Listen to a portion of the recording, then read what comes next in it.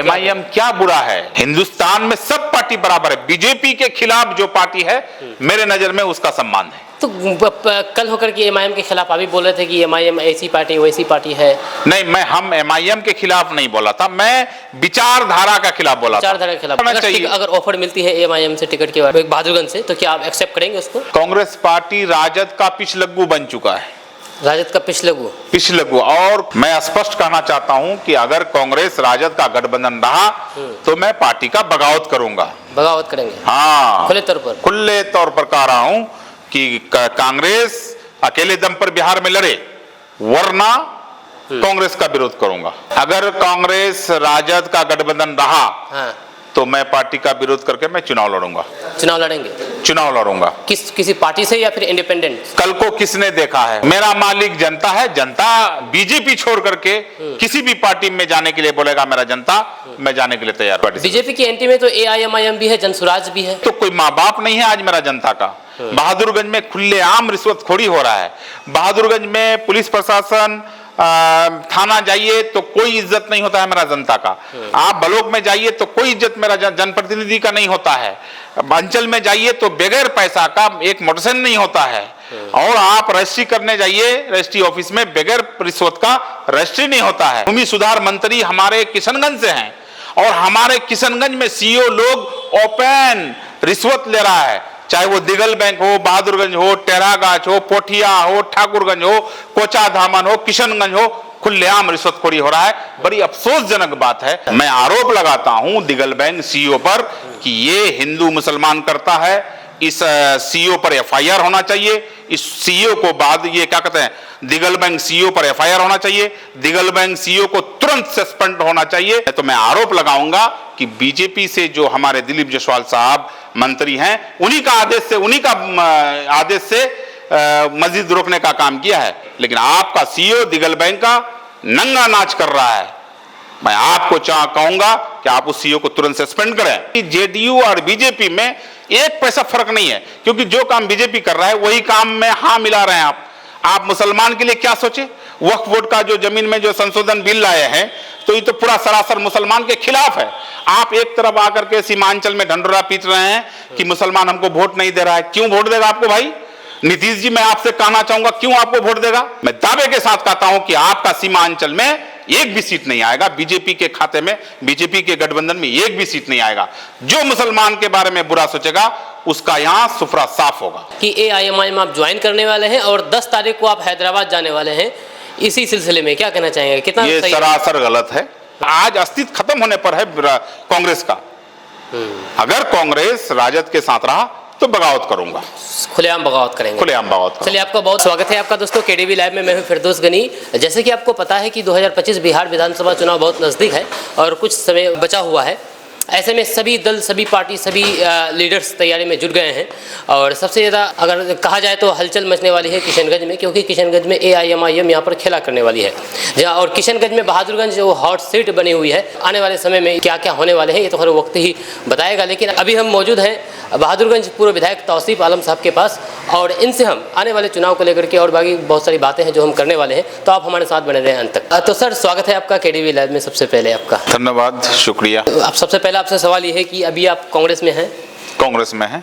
कांग्रेस में। अच्छा। तो फिर कांग्रेस से इतना मोहभंग फिर क्यों हो गया फिर आपका? मेरा नहीं, मैं कांग्रेसी हूँ, अभी कांग्रेसी हूँ। कल को किसने देखा है? कल को किसने देखा है? मैं कांग्रेसी हूँ, मजबूती से कांग्रेस में हूँ। और किसी कांग्रेसी को अगर दर्द हुआ है, पेट में दर्द हुआ है तो अलग बात है। मैं कांग्रेस में हूँ। नाराजगी बताई जा रही है क्या? कोई नाराजगी नहीं है। नाराजगी सिर्फ इस बात से है कि बिहार में कांग्रेस को अकेले लड़ना चाहिए, तभी कांग्रेस का अस्तित्व बिहार में बचेगा। और आज जो कांग्रेस पार्टी है, कांग्रेस पार्टी राजद का पिछलग्गू बन चुका है। राजद का पिछलग्गू। और यहाँ बिहार में कांग्रेस को राजद चलाता है। अच्छा। मैं चाहता हूँ कि कांग्रेस बिहार में अकेले लड़े, अकेले दम पर लड़े और हम लोग कांग्रेसी सरकार बनाए। मेरा ये कहना है कि हम राजद के पीछे कितना दिन रहेंगे? 10 साल, 20 साल, पूरा जिंदगी भर क्या हम लोग राजद के साथ गठबंधन में रहेंगे? बोल रहे हैं कि कांग्रेस को अलग होकर के चुनाव लड़ना चाहिए राजद से हट करके। एकदम सही बोल रहा है कि अगर वो बोल रहा है तो अलग उसका जगह पर सही है, लेकिन मैं अपना दावा करता हूं कि अगर हम कांग्रेस अकेले लड़ेंगे तो बिहार में हमारा मुख्यमंत्री होगा, हमारा सरकार होगा और हमारा पार्टी का मजबूती होगा, हर जिला में हमारा विधायक होगा, हर लोकसभा में हम मजबूती से इलेक्शन लड़ेंगे। आरजेडी के साथ है क्या कांग्रेस कमजोर है, कांग्रेस मतलब उभर नहीं पाती है आरजेडी के साथ रह करके, आपका कहने का मतलब? मेरा क्या कहने का मतलब, आज पिछलग्गू बना हुआ है राजद का कांग्रेस। कांग्रेस अकेले अगर दम पर लड़ता है बिहार में तो राजद से भारी पड़ेंगे हम लोग। राजद का अस्तित्व क्या है, राजद का फाउंडर कौन है, उसका इतिहास अगर देखा जाए, फाउंडर लालू यादव जी, तो उनका इतिहास देख लीजिए आप। चुनाव नहीं लड़ सकते हैं, हम उसके साथ गठबंधन में हैं। क्यों? मैं कांग्रेस से पूछना चाहता हूं कि हम अकेले क्यों नहीं लड़ना चाहते हैं? जनता मेरे साथ है, वोट मेरे साथ है, हम क्यों ना अकेले लड़े कांग्रेस से? मैं स्पष्ट कहना चाहता हूं कि अगर कांग्रेस राजद का गठबंधन रहा तो मैं पार्टी का बगावत करूंगा। बगावत करेंगे? हाँ, खुले तौर पर कह रहा हूं कि कांग्रेस अकेले दम पर बिहार में लड़े, वरना कांग्रेस का विरोध करूंगा।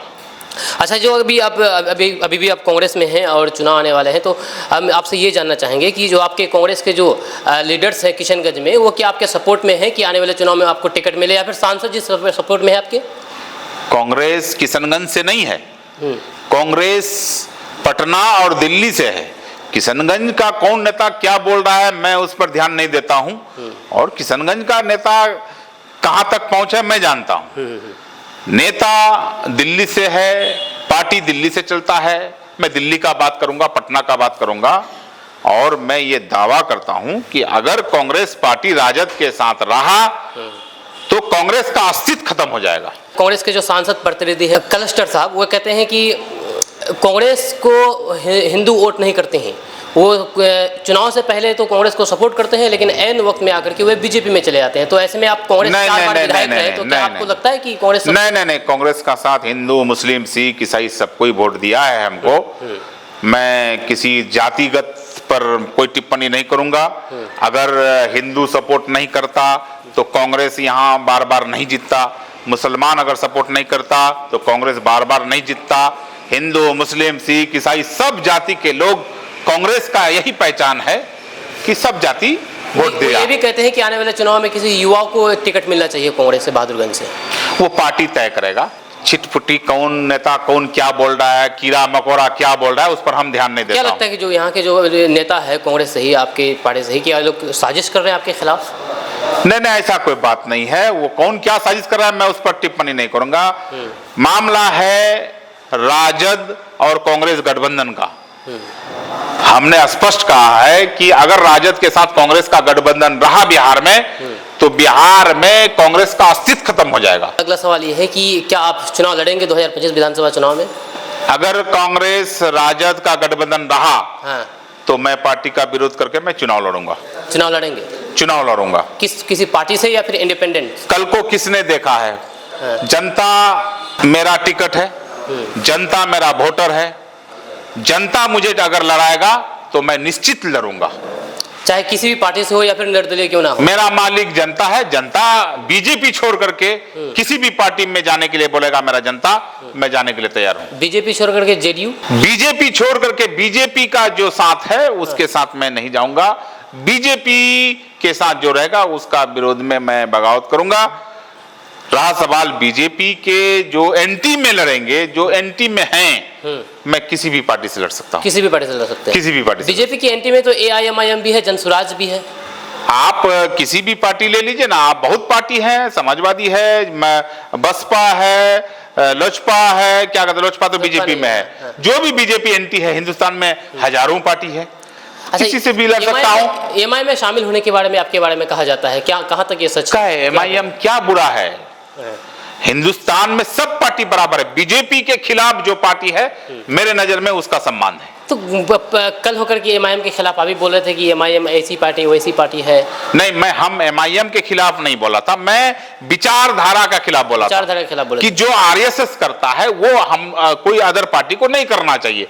आरएसएस हिंदू मुसलमान को लड़ाने का काम करता है, आरएसएस पर बैंड लगाना चाहिए, और कोई पार्टी करेगा तो उस पर भी बैंड लगाना चाहिए। अगर ऑफर मिलती है एमआईएम से टिकट के बाद बहादुरगंज से, तो क्या आप एक्सेप्ट करेंगे उसको? अभी हमने नहीं सोचा है, हमने अभी यही कहा है कि राजद कांग्रेस अगर गठबंधन रहा तो मैं बगावत करूंगा, चुनाव लड़ूंगा, और किसी पार्टी का अगर ऑफर आता है तो मैं इस चीज को जनता के बीच में ले जाऊंगा।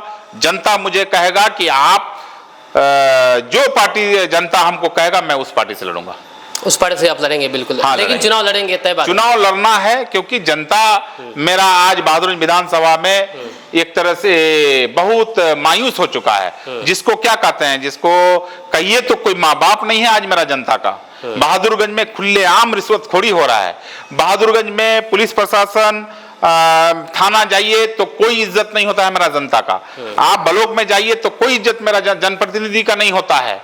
अंचल में जाइए तो बगैर पैसा का एक मोटरसाइकिल नहीं होता है। और आप रजिस्ट्री करने जाइए रजिस्ट्री ऑफिस में, बगैर रिश्वत का रजिस्ट्री नहीं होता है। और दुख तो इस बात का है कि क्या कहते हैं, भूमि सुधार मंत्री हमारे किशनगंज से हैं, और हमारे किशनगंज में सीईओ लोग ओपन रिश्वत ले रहा है। चाहे वो दिगल बैंक हो, बहादुरगंज हो, टेरागाछ हो, पोठिया हो, ठाकुरगंज हो, कोचा धामन हो, किशनगंज हो, खुलेआम रिश्वतखोरी हो रहा है। बड़ी अफसोसजनक बात है। एक मामला आया है किशनगंज, क्या कहते हैं कि आपका दिगल बैंक सीईओ का, क्या कहते हैं कि एक गांव है जनता, क्या कहते हैं जनता, लोहगड़ा पंचायत का, जहां आप एक मस्जिद बन रही है, और उस मस्जिद में जाकर के सीईओ जाकर के कहता है कि पहले जाकर के बोलता है कि आप मस्जिद का काम रोकिए। तो इन लोगों ने कहा कि भाई क्यों मस्जिद का काम रोकेंगे? तो उनका कहना था कि पूरा गांव जो है बास्केट पर्चा बना हुआ है। तो भाई गरीब आदमी है तो बास्केट पर्चा बना हुआ रहेगा ही।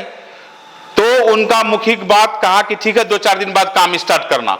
2-4 दिन बाद मस्जिद का काम स्टार्ट होता है तो दिगल बैंक सीईओ जाकर के नोटिस करता है जितने बास्केट पर्चा बना हुआ है पूरे गांव को, पूरे गरीब का कैंसिलेशन के लिए वो लोग लेटर निकाल रहा है। वो मस्जिद में ये चिपका कर आया है कि ये मस्जिद का काम नहीं होना चाहिए। अच्छा। मैं आरोप लगाता हूं दिगल बैंक सीईओ पर कि ये हिंदू मुसलमान करता है।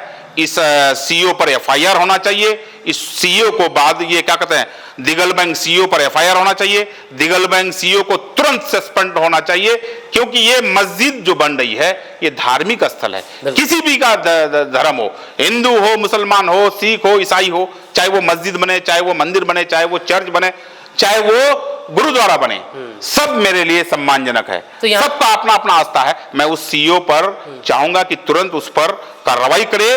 बीजेपी के जो हमारे जो दिलीप जायसवाल साहब हैं, हमारे जिला का मंत्री हैं, मुझे गर्व है कि मेरा जिला का मंत्री है। लेकिन वो तो हिंदू मुसलमान सब तो भाई भाई बोलते हैं, लेकिन फिर भी वो इस पर कुछ एक्शन नहीं ले रहे हैं। तो वो तुरंत कार्रवाई करे कि दिगल बैंक सीईओ जो वो मस्जिद का रोकने का काम किया है उसको किसने पावर दिया? वो मालिक है क्या? उसका बाप का बपोती है जो मस्जिद का काम रोक देगा? ऐसे सीईओ को तुरंत बर्खास्त करे, नहीं तो मैं आरोप लगाऊंगा कि बीजेपी से जो हमारे दिलीप जायसवाल साहब मंत्री हैं उन्हीं का आदेश से मस्जिद रोकने का काम किया है। और मालूम तो ये भी हुआ है कि जायसवाल जी का, मंत्री जी का गांव का वो सीईओ है। अच्छा। तुरंत मैं चाहूंगा कि मंत्री जी आप जिला के हैं, आप इस जिला के गौरव हैं, इस जिला के शान हैं। हम लोगों को गर्व है कि आप हमारे जिला के मंत्री हैं, लेकिन आपका सीईओ दिगल बैंक का नंगा नाच कर रहा है। मैं आपको कहूंगा कि आप उस सीईओ को तुरंत सस्पेंड करें, अन्यथा नहीं तो समझा जाएगा कि आपके इशारे पर दिगल बैंक सीईओ वो क्या कहते हैं कि तालगाछ में जो मस्जिद का काम रोका है, लोहगड़ा पंचायत पड़ता है, मैं कहूंगा कि आपका इशारा है, नहीं तो उसको आप बर्खास्त कीजिए, तभी मैं समझूंगा कि आप निष्पक्ष हैं। आप 4-5 साल से विधायक नहीं है बहादुरगंज में, आपको क्या लगता है कि बहादुरगंज में क्या चीज होना चाहिए जो अब तक नहीं हुआ है? बहादुरगंज नहीं बल्कि पूरे किशनगंज नहीं, पूरे सीमांचल का जो मेरा अब तक का ये है कि किशनगंज और सीमांचल का तभी विकास होगा जब तक कि हमारे किशनगंज एएमयू में पैसा नहीं आ जाए। दूसरा, हमारा जो सुरजापुरी बिरादरी है, सब बिरादरी को जो छोटे छोटे बिरादरी होते हैं, जो हमारा सुरजापुरी बिरादरी है, इसको एनेक्सर 1 में बहुत पहले लाना था, अब तक नहीं आया है। सबसे बड़ा मुद्दा सुरजापुरी समाज के लिए यही है। इसके बारे में आप पहले से भी आवाज उठाते रहे, लेकिन हम विधानसभा में भी क्वेश्चन किए, हमने मांग किया है कि भाई अभी तो आपको दिक्कत नहीं है। मैं नीतीश जी को कहूंगा कि आपका डबल इंजन का सरकार है, बिहार आप चला रहे हैं, सेंट्रल आपका सहयोगी चला रहा है, तो आप हम लोगों को जो समस्या है किशनगंज जिला, किशनगंज सीमांचल एरिया में जो हमारे सुरजापुरी समाज को एनेक्सर 1 में नहीं लाया गया है, आप दे दीजिए, तब हम समझेंगे कि आप किशनगंज जिला सीमांचल के लिए आप सोच रहे हैं। और जो मुद्दा है, बड़ा मुद्दा, सबसे बड़ा मुद्दा है कि हमारा सीमांचल से, हमारा किशनगंज से खास करके सुरजापुरी भाई दिल्ली कमाने के लिए जाता है, बंबई कमाने के लिए जाता है, मद्रास कमाने के लिए जाता है, इसलिए कि हमारे यहाँ गरीबी है। बिल्कुल। अगर यहाँ बड़ा उद्योग खुल जाए किशनगंज में, तो हम समझते हैं कि हमारा समस्या का समाधान हो जाएगा। यही 3 चीज पर हम फोकस करेंगे। हमारा एमएलए हम बने ना बने, ये 3 चीज, इस 3 चीज से हम समझौता नहीं करेंगे। ये 3 चीज जो कहेगा मैं उसके साथ हूं। अच्छा, एक चीज, जेपीसी से वक्फ बिल पास हो चुका है और उसमें कई सारे बदलाव किए गए हैं, जेडीयू भी उनका समर्थन किया है, लेकिन जबकि जेडीयू कहते हैं कि मैं मुसलमानों का हितैषी हूँ, मुसलमानों का भलाई करता हूँ, फिर आपका क्या प्रतिक्रिया है इस पर? कैसे आप हितैषी हैं? आप बीजेपी के एजेंडे पर मोहर लगाते हैं, आप बीजेपी के हाँ पर हाँ करते हैं, तो जेडीयू, तो आप समझते हैं कि जेडीयू और बीजेपी में 1 पैसा फर्क नहीं है, क्योंकि जो काम बीजेपी कर रहा है वही काम में हाँ मिला रहे हैं आप मुसलमान के लिए क्या सोचे? वक्फ बोर्ड का जो जमीन में जो संशोधन बिल लाए हैं, तो ये तो पूरा सरासर मुसलमान के खिलाफ है। आप एक तरफ आकर के सीमांचल में ढंढोरा पीट रहे हैं कि मुसलमान हमको वोट नहीं दे रहा है। क्यों वोट देगा आपको भाई? नीतीश जी, मैं आपसे कहना चाहूंगा, क्यों आपको वोट देगा? आपने वक्फ बोर्ड में जो संशोधन बिल लाया है उसमें आप समर्थन कर रहे हैं, क्यों वोट देगा? मैं दावे के साथ कहता हूं कि आपका सीमांचल में 1 भी सीट नहीं आएगा, बीजेपी के खाते में, बीजेपी के गठबंधन में 1 भी सीट नहीं आएगा। जो मुसलमान के बारे में बुरा सोचेगा उसका यहां सुफरा साफ होगा। अच्छा, एक अंत में लास्ट सवाल आपसे पूछना चाहेंगे, क्योंकि आपको भी निकलना है। लास्ट सवाल ये है कि आप, ये अफवाह चल रही है या फिर सच है, क्या है कि AIMI में आप ज्वाइन करने वाले हैं और 10 तारीख को आप हैदराबाद जाने वाले हैं, इसी सिलसिले में क्या कहना चाहेंगे? कितना ये सरासर गलत है। हाँ। ये सरासर गलत है कि हम किसी पार्टी में ज्वाइनिंग करने जा रहे हैं। अभी हम कोई फैसला नहीं लिए, लेकिन मैं ये कहना चाहूंगा कि अगर राजद कांग्रेस जल्दी कोई फैसला नहीं लेता है कि कांग्रेस घोषणा करे कि बिहार में हम अकेले लड़ेंगे, तभी हम समझेंगे कि नहीं बिहार कांग्रेस के लिए सोच रहा है। अब बिहार में राजद के साथ हमेशा लड़ाई लड़ेगा। आज अस्तित्व खत्म होने पर है कांग्रेस का। अगर कांग्रेस राजद के साथ रहा तो बगावत करूंगा, खुलेआम बगावत करेंगे, खुलेआम बगावत। चलिए, आपका बहुत, इस वीडियो को यहाँ पर एंड कर देते हैं। आपका इसके बारे में क्या प्रतिक्रिया है, आपका क्या कमेंट है, आप नीचे कमेंट बॉक्स में कमेंट करके ज़रूर बताइएगा कि पूर्व विधायक तौसीफ आलम साहब को आप किस पार्टी से देखना चाहते हैं अपने विधानसभा क्षेत्र में, बहादुरगंज में, या फिर निर्दलीय देखना चाहते हैं। आप नीचे कमेंट बॉक्स में कमेंट करके ज़रूर बताइएगा। मिलते हैं नेक्स्ट वीडियो के साथ। जय हिंद, जय भारत।